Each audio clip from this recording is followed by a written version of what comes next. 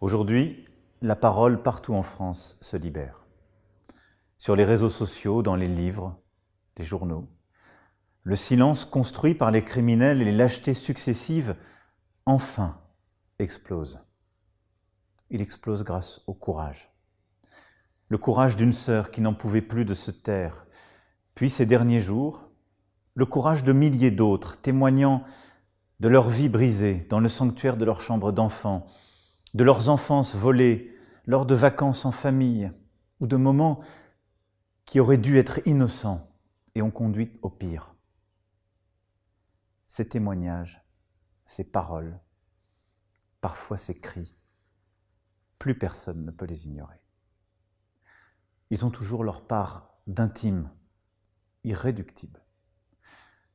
Et c'est aujourd'hui à nous d'agir.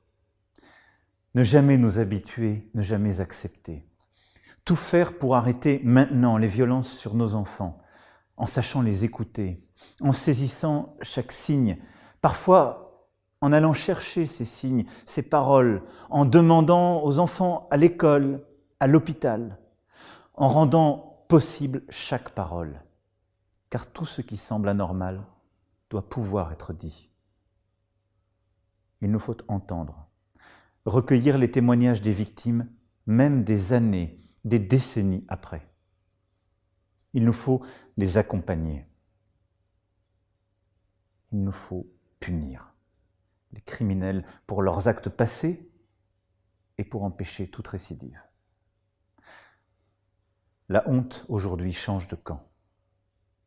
Et à vous qui vous êtes libérés d'un fardeau que vous avez trop longtemps porté, à vous qui allez le faire et parfois hésiter, je veux juste vous dire, on est là, on vous écoute, on vous croit. Et vous ne serez plus jamais seul. Eh ben, ce qui vous arrive à vous, ça ne m'étonne pas, et j'en suis témoin. Vous avez mon nom, Franck. Je suis major de police. S'il y a des collègues qui me voient là sur les ondes, je voudrais qu'ils changent leur état d'esprit avec ce qui se passe actuellement, parce qu'on va au pire, on va à la catastrophe. Alors ça rejoint tout le contexte actuel. On est entouré de pédophiles, de gens de pouvoir qui se permettent de faire enlever les gamins. C'est pas pour rien. Vous avez oublié une chose, c'est qu'on les place aussi pour faire des choses dessus. Il y a certains centres, ils ont cette réputation-là. Vous avez des gens qui d'ailleurs vont travailler dans ces endroits-là. C'est pas pour rien. Et tout le monde est complice. Et c'est la déchéance de notre société. Je suis en colère. J'en ai rien à foutre que l'IGPN peut venir demain matin pour me faire la morale ou faire ce qu'ils veulent. J'en ai plus rien à faire. J'ai vécu le pire. Ils le savent. Voilà. Donc, je suis témoin et je dis, je vois qu'il y a du monde qui défile. Et ben, je suis témoin en tant que fonctionnaire de police de ce qui peut se passer déjà dans notre institution. Que savoir que vous avez des policiers, des officiers qui sont ripoux ou voire même pire, et qui sont aidés par des magistrats. Voilà comment tourne notre société actuelle. Alors, faut plus se laisser faire. Ils veulent la guerre, il faut faire la guerre. Faut plus se soumettre. Et je voulais y rajouter aussi pour témoigner aussi en tant que flic. Je donnerai pas de nom ni de circonscription, mais c'est du récent. Je sais tout ça parce que j'ai déménagé. Je suis obligé, avec mon gamin, j'étais obligé de partir de fuir. Nice, j'ai fui Nice, moi, avec mon fils. J'ai pris mes clics et mes claques, mon fourgon, parce que j'étais harcelé, même dans ma vie privée. Un commandant de police a une affaire pour toujours rester dans le même domaine. Il y a plus de 10 ans, bien sûr. Ils ont grandi, ils ont déposé plainte. C'est toujours en instruction.